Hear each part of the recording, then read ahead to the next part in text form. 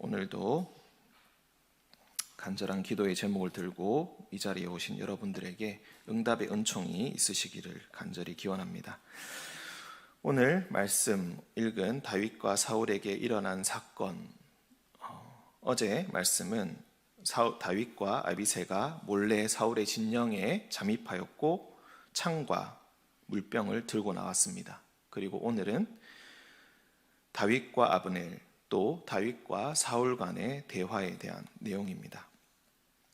이 사건은 데자뷰라고 해도 좋을 만큼 24장의 일과 똑같은 일이 일어나게 되었습니다.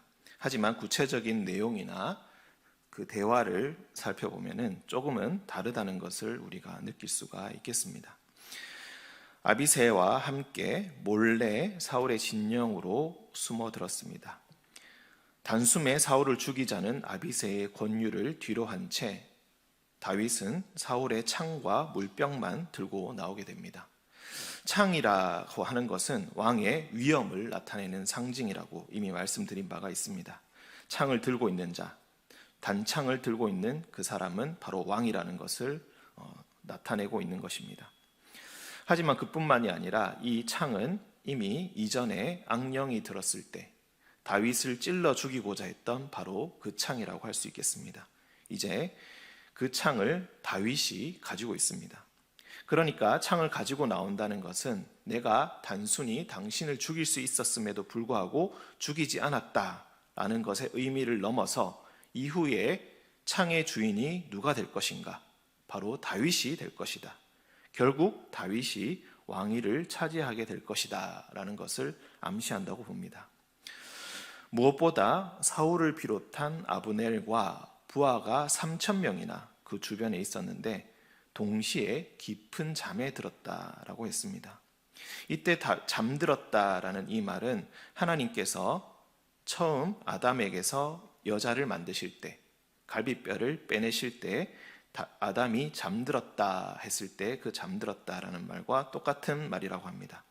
그러니까 이 잠은 인간의 자연적인 잠이 아니라 하나님께서 의도적으로 사울과 그 무리들에게 주신 것이라는 것을 알 수가 있습니다. 즉 동시에 잠들었다는 그 자체가 이미 하나님의 뜻이 그리고 하나님의 의지가 그 가운데 있었다는 것입니다. 사울은 이후의 대화를 통하여서 뉘우친 것처럼 보입니다. 그리고 하나님의 뜻을 확인한 것처럼 그렇게 굴고 있습니다. 하지만 결국 끝내 그는 그 사실을 받아들이지 못한 채 다윗의 적으로 남고 말았습니다. 우리는 어떻습니까? 우리는 하나님의 뜻을 제대로 알고 있습니까?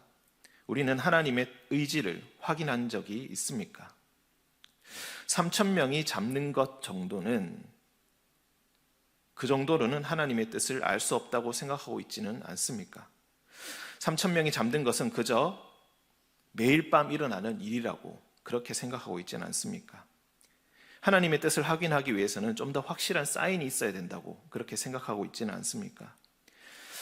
이게 하나님의 뜻인가 아닌가 그냥 긴가민가 하다가 결국에는 사울처럼 원래의 내 고집과 생각대로 돌아가고 있지는 않습니까? 우리는 생활하다 보면은 생각보다 남의 말을 잘 듣지 못한다는 것을 깨닫곤 합니다. 분명하게 말했다고 생각했습니다. 하지만 상대방은 엉뚱하게 이해하고 있는 경우가 다반사입니다. 무엇보다 특히 중요한 일과 관련해서 이야기를 했을 때에 서로의 말이 엇나가기 시작하고 이해하는 것이 다르다면은 정말 힘들어지는 경우가 많습니다. 하지만 우리는 그런 걸 깨닫고 알면서도 종종 상대의 말을 흘려듣고 고생하는 일이 참 많이 있습니다. 특히 그 일이, 그 대화가 자신이 하기 싫거나 피하고 싶거나 관련이 없다고 생각하면 더욱더 그런 것 같습니다. 그렇다면 상대방과의 대화, 사람과의 대화를 넘어서 하나님의 말씀을 들을 때는 어떻겠습니까? 예수님께서는 우리에게 말씀하신 바가 있습니다. 너희는 듣고 있어도 듣지 못하고 보고 있어도 깨닫지 못한다. 교회 안에서 다툼이 생기게 되면은 어느 쪽도 자신이 악하다고 생각하지는 않습니다. 양쪽 다 자기는 하나님의 뜻대로 하는 것이라고, 하나님 말씀대로 하는 것이라고 강변하는 일이 생깁니다.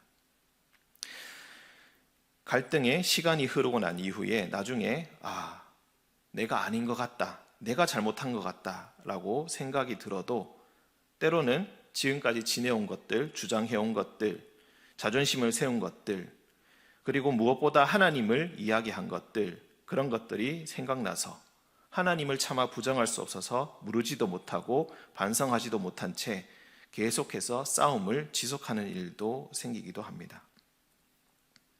사울은 어땠겠습니까? 사울도 자신이 하나님의 뜻대로 하고 있다고 생각했을 것입니다. 날 왕으로 선택하신 이가 바로 하나님이시다, 여호와 하나님이시다, 그러니 마땅히 나를 지켜야 되지 않겠는가 라고 이야기했을 것입니다. 다윗은 하나님의 뜻을 받든 자가 아니라 하나님의 뜻을 어지럽히는 자고 하나님의 다스리심을 망가뜨리는 자라고 그렇게 이야기했을 것입니다. 하지만 그 이야기를 지금 읽고 있는 우리는 다 알고 있습니다. 누가 하나님의 편에 서 있는지 다 알고 있습니다. 저는 여러분들이 하나님께서 3,000명을 깊이 재우셨을 때 그것이 하나님의 뜻이라는 것을 깨닫는 축복이 여러분에게 있기를 바랍니다.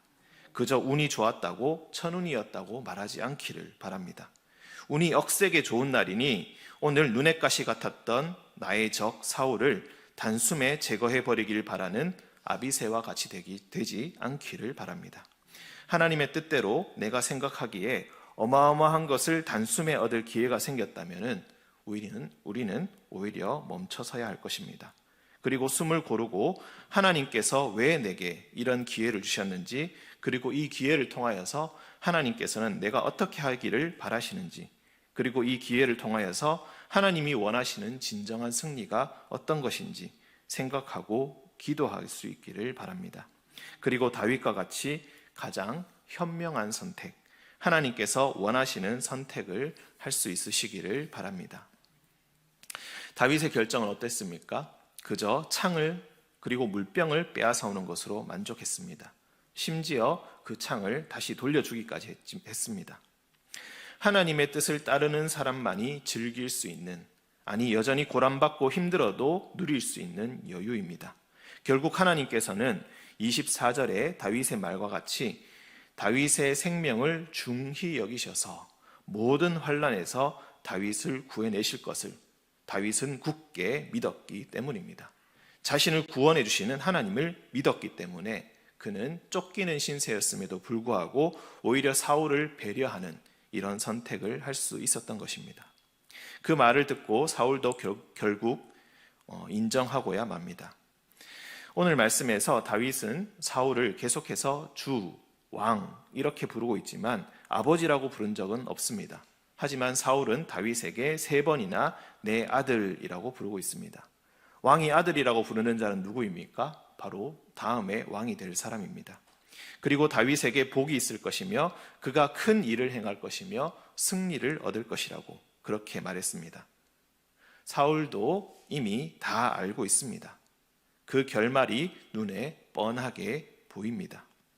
비록 그 결말이라는 것이 지금 당장에는 다윗이 자기 길로 갔다라는 표현은 블레셋 땅으로 들어갔던 비굴한 망명에 불과했을지라도 말입니다. 다윗의 선택은 또다시 블레셋 땅으로의 망명, 아기스에게로 투항이었습니다.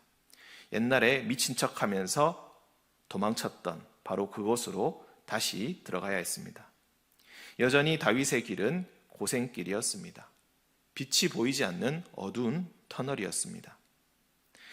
다윗은 이미 그 터널을 빠져나올 수 있는 기회를 2번이나 얻었지만 다윗은 여호와께 기름 부음 받은 자를 치면 안 된다는, 그것이 오히려 여호와 하나님을 멸시하는 길이기 때문에 더 깊은 어둠으로 빠져드는 길이라는 것을 알았기 때문에 올바른 출구를 찾을 때까지 그는 계속 어둠의 터널 속에 있기를 선택했습니다. 하람교회 성도 여러분, 하나님의 사람으로 자처하시는 여러분, 여러분은 오늘 어떤 선택을 하시겠습니까? 미운 사람에게 통쾌하게 망신을 줄 수 있고 승리를 과시할 수 있는 절호의 기회가 왔을 때 여러분은 다윗과 같이 선택하실 수 있겠습니까? 우리 주 예수님처럼 십자가의 길이 천성 가는 밝은 길이고 내 주 예수 모신 것이 그 어디나 하늘나라 되는 그런 선택을 하시는 여러분 되시기를 간절히 바랍니다. 주님의 마음을 본받아서 우리가 그런 선택을 했을 때 사람에게서 받은 상처, 망가진 자존심 따위는 생각도 나지 않을 만큼 성령님이 부어주시는 기쁨이 여러분의 마음에 차고 넘치시기를 바랍니다. 오직 여러분의 눈에 주님의 빛나는 그 형상만이 보이시기를 간절히 바랍니다. 신령한 말씀이 여러분의 귀에 흘러넘치시기를 주님의 이름으로 간절히 기원합니다. 우리 함께 기도하겠습니다. 다윗을 선택하신 주님, 하나님의 선택받은 자의 선택이 어떠한지 오늘 말씀을 통해 다시 한번 묵상합니다. 당장 우리의 눈앞을 가리는 현실의 어둠보다 여호와 하나님을 더욱 두려워했던 이스라엘 역사상 가장 위대한 왕이라 칭송받는 한 사람의 선택을 우리가 다시 돌아보았습니다. 그를 진정 위대한 왕, 여호와께서 선택하신 왕으로 만든 것은 기꺼이 하나님의 뜻을 따라 손쉬운 방법의 유혹을 물리치고 비록 지옥 같다 할지라도 올바른 선택을 할 수 있는 바로 그 용기였습니다. 주님, 우리에게도 이런 용기가 필요합니다. 온갖 고난이 우리를 압박하기에 또한 빨리 벗어나고픈 유혹에 시달리고 있습니다. 이 수많은 유혹의 소리 앞에서 주여 오직 주님의 음성만 듣게 하여 주옵소서. 이제 유혹의 소리 다 필요 없사오니 오직 주님의 한 말씀만이 필요하오니 주여 오늘 이 시간 우리에게 응답하여 주옵소서. 당장의 시련이 우리의 가슴을 핥히어도 주님의 뜻대로 다시 한번 견딜 수 있사오니 주여 올바른 길 가게 하여 주옵소서. 올바른 주의 말씀 듣게 하여 주옵소서. 3,000명이 잠든 그 광경을 보고도 아직 깨닫지 못하고 이미 보았으나 알지 못한다면 주여 이 시간 주의 말씀대로 깨닫게 하여 주옵소서. 주여 우리 모두가 진정으로 깨어서 기도하기를 원합니다. 우리의 소원도 구하지만 무엇보다 하나님 나라와 그 의를 구합니다. 세상의 다른 자들은 우리의 길이 망하는 길이라 하지만 우리는 그 끝에 있는 빛을 이미 본 사람들이기에 그 길을 따라갑니다. 주님, 그 빛이 우리의 눈앞에 사라지지 않게 해주시고 끝까지 그 빛을 따라가게 하시고 갈수록 그 빛이 더욱더 크게 보이는 주님의 역사 경험하게 하여 주옵소서. 치유하시는 주님, 하람교회가 또 함께 힘써 기도하라고 질병의 소식 주신 줄 믿습니다. 진정으로 우리를 살게 하시려고 주 예수 더욱 의지하게 하시려고 아픔의 소식 주신 줄 믿습니다. 다윗의 생명을 중히 여기사 모든 환난에서 구하셨던 주님께서 오이나 집사님을 비롯하여 질병과 육체의 고통에 시달리는 자들, 영적인 어지러움에 고생하는 하람의 성도들을 주여 구원하여 주옵소서. 이 교회가 함께 기도하는 자들의 음성이 더욱 높아지는 교회 되게 하시고 육체와 영혼이 주님 앞에서 치유받는 그런 곳 되게 하여 주옵소서.